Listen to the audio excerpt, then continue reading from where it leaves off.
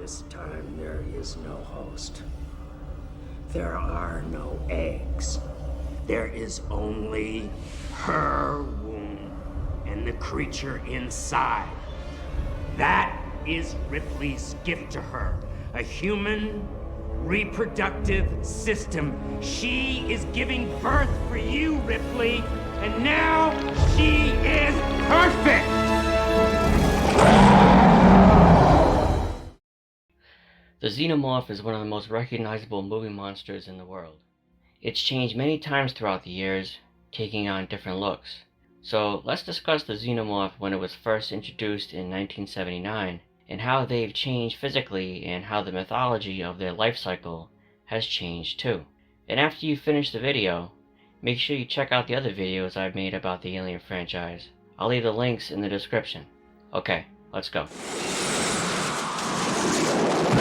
When first discussing the Xenomorph, we need to include its complete life cycle regarding the egg Kane finds aboard the derelict ship on LV-426. That's the world's first introduction to this species. The egg's extremely large shape and its ability to know when prey is nearby to launch the waiting facehugger suggests a sentience from the dormant facehugger itself. When Kane flashes a light on the egg, we see the fluttering limbs of the facehugger coming to life. The facehugger creature itself resembles a mixture of a spider and a snake.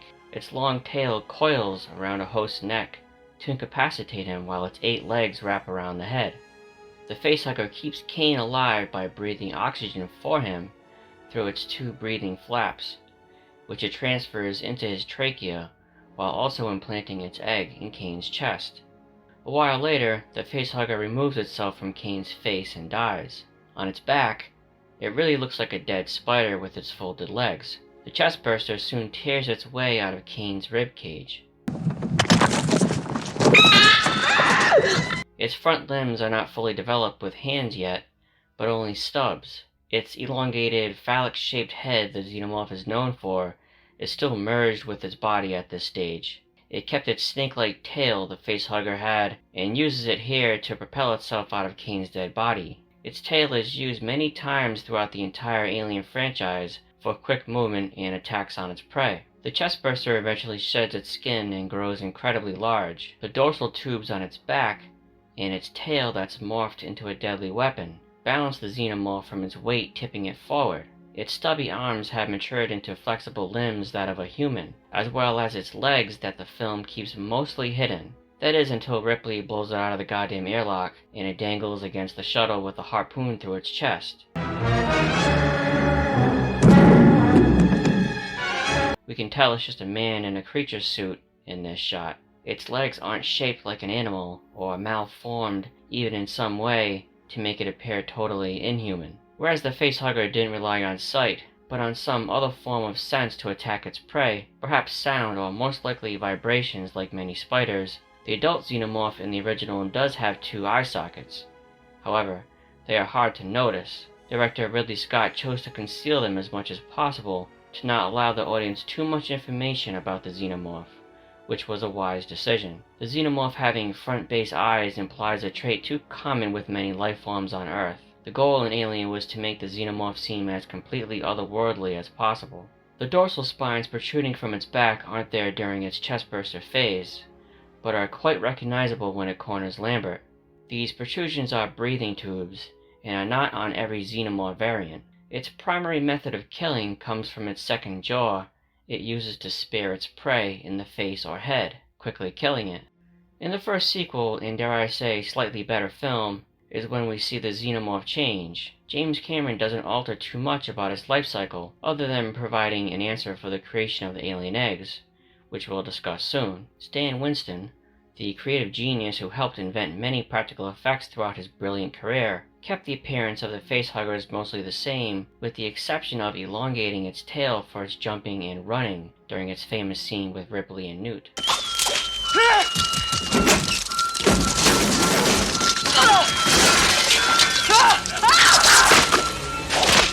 Cameron improved on the original design of the chestburster too. Whereas the original robotically turned from left to right, Cameron's version has full flexibility. The 2 arm stumps in the first film have been replaced, giving the chestburster longer arms and hands it uses to wiggle from the host's chest. Even the ferocity of the chestburster is amplified in Cameron's story. Whereas Ridley's chestburster was relatively quiet when it birthed from Kane's chest, only making a slight squeal before it slithered off,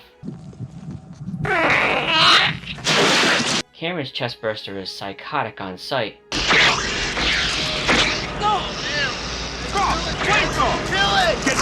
Ridley's version was that of a creature taking in its surroundings first, learning and observing the Nostromo crew. The chestburster in Cameron's film seems to not care of its surroundings. It comes out from the host ready to kill. Cameron's version of the adult Xenomorph has been reimagined somewhat too. Its smooth, shiny head has been replaced for a ribbed look, giving the Xenomorph a blatant insectoid appearance this time around. Its dorsal spines are the same, but its hands and feet have been improved with more attention to the nails of the digits. But the real gem of Cameron's film is the Queen, of course. It's my personal favorite in the entire Alien franchise, and I don't think any other variant of a Xenomorph will ever top it.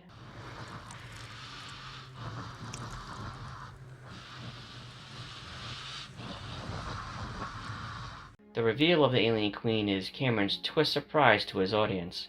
Whereas Ridley gifted us with the unexpected chestburster nobody saw coming, the presence of the Alien Queen does the same for the sequel. Its ovipositor lays each large egg covered in thick residue. The massive ovipositor itself hangs from the ceiling by resin the Xenomorphs used to create and design the hive. The Queen sits on her throne made of large protrusions, like the dorsal spines they use to breathe. The appearance of singular lines like bones or ribs are used to convey an insect design, like the Queen is sitting in the middle of a web and she's the spider awaiting her prey. Other than being much larger than her warrior Xenomorphs, she has 4 arms. 2 massive arms she uses for reach and for battle, and the other 2 smaller arms she uses for close-up grabbing. She isn't just a Xenomorph giving birth. She holds status over the others too, and her appearance suggests this. Her head has a 3-pointed crest to it, like a crown. Her mouth section is withdrawn inside a carapace, like that of her turtle shell. Also, this section can move fluidly. It can turn left and right without using her entire head. The Queen also has some type of non-verbal communication with her underlings.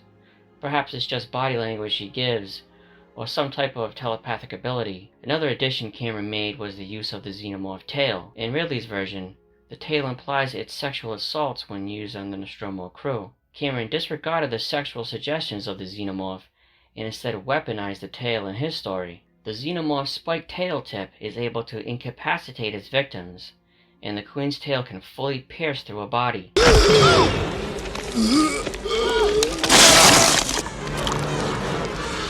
Whereas the Xenomorph's primary symbolism was that of corporate greed in Ridley's film, unclouded by conscience, remorse, or delusions of morality. the Queen bears the weight of individual symbolism in Cameron's film to represent, in mirror, Ripley's motherly protection. Alien 3 is where the story of Ripley and her dealings with the Xenomorph become muddled, mainly because of studio interference. David Fincher's vision was complicated, to say the least. However, the life cycle of the alien is on full display here, although also confusing. At least they tried something different and didn't just rehash the same ideas. I'll give them credit for that, even though the ideas could have been better. Not only did they kill off Newt and Hicks, but they left unanswered plot holes within their own story. The mysterious egg plastered to the wall is just as ridiculous as a single facehugger impregnating Ripley and then also impregnating the dog. For 2 films, it's known that after a facehugger implants its embryo in the host, the facehugger dies. But the life cycle of this facehugger, for no logical reason, is different. The facehugger attacks a dog off screen and later it pounds its way through the dog's chest.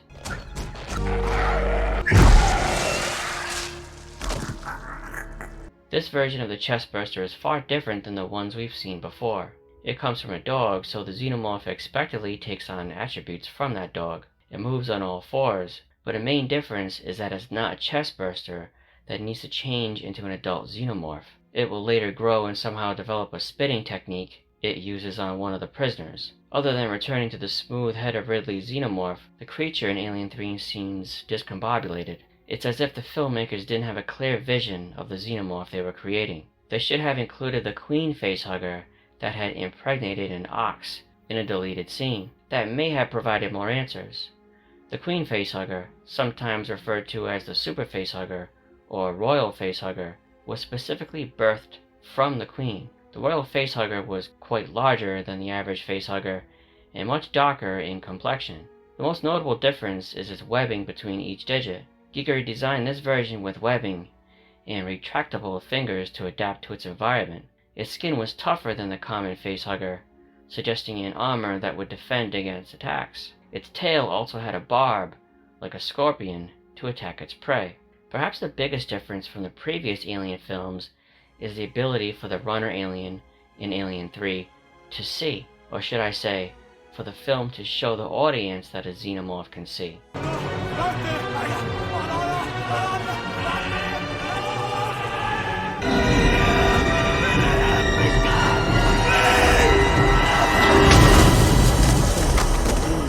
The two previous films suggested that xenomorphs know their surroundings and the people in those surroundings from unknown methods. The attempt to explain their sight just further subtracts this film's prestige within the Alien franchise.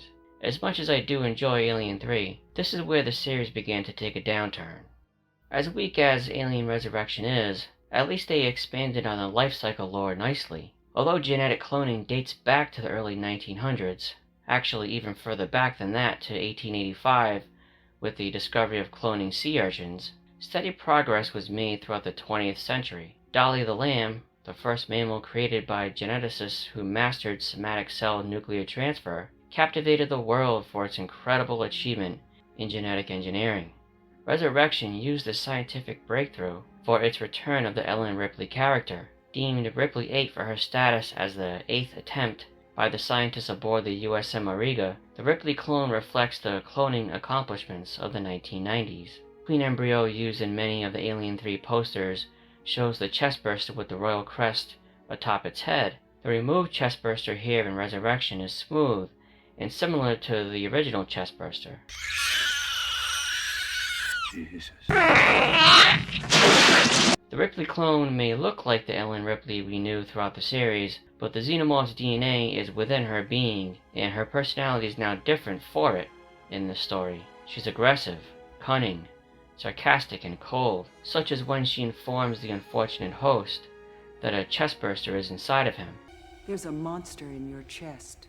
The scientists suggest she may have memories of her former life, of which we see in a deleted scene, as she likely remembers the memory of Newt. Ripley, what is it? She's also aware enough to remember the xenomorph itself.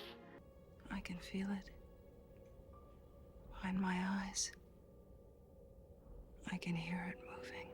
Just like the human Ripley of the first 3 films, she's also very confident of whatever situation she finds herself in. Whereas the Ripleys in those previous stories were emotional but diligent towards her goals, Ripley 8 is mostly devoid of emotion in this story. That is, until we see her break down when she discovers the previous cloned Ripleys.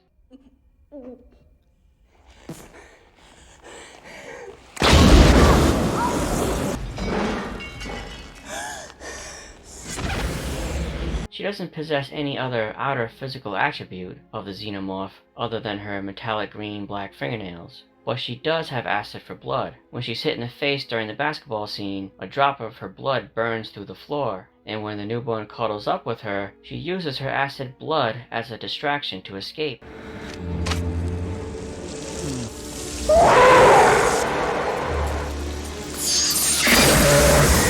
She's capable of jumping long distances and has a high resistance to pain. Her quick ability to break from her cuffs and choke out Dr. Wren shows she possesses an almost superhuman strength. Her sense of smell as a result from the xenomorph's DNA gives her the ability to smell the gestating alien, and she could feel that the Auriga was turning. There are several instances when she can hear the xenomorphs too.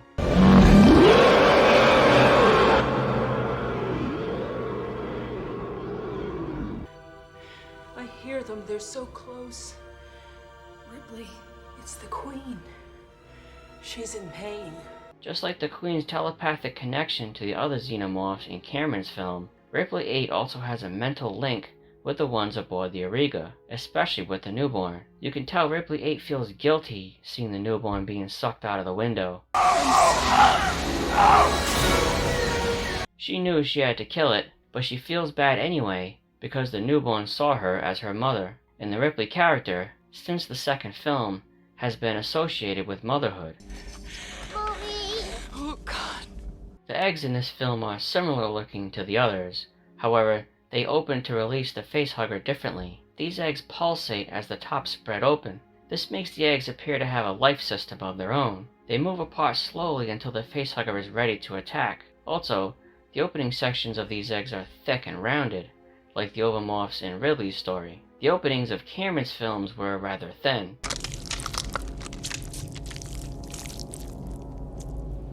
When we finally get a look at the warrior Xenomorph, it resembles the Xenomorph in the original. Its head is smooth and its exterior is a shiny black. The webbing that connects its upper and lower jaws is also jet black.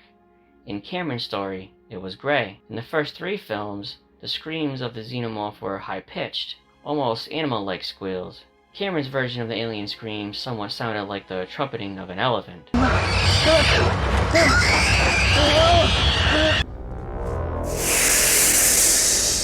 Go over there! Get him! Come on! Here in Resurrection, the warrior Xenomorph sound is growlish at times.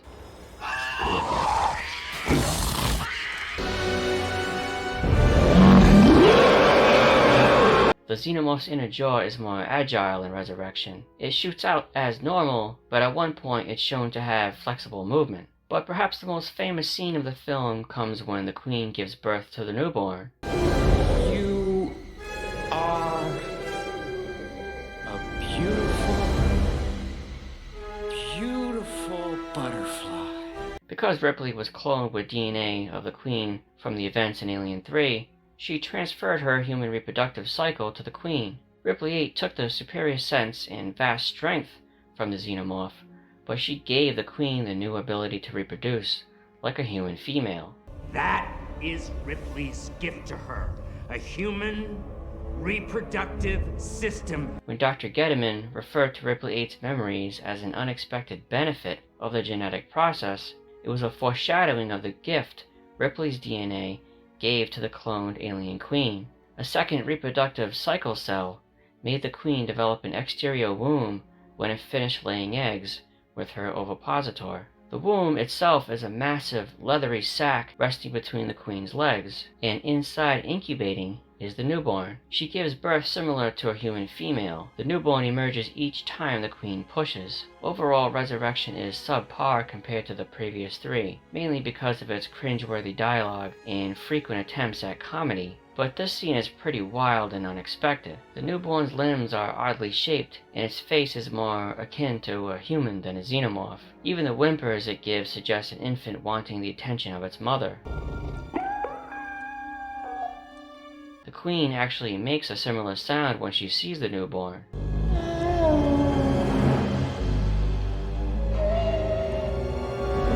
Because the Queen has human DNA in her, she shows emotion for the first time, other than the growls and screeches of anger like in Cameron's film.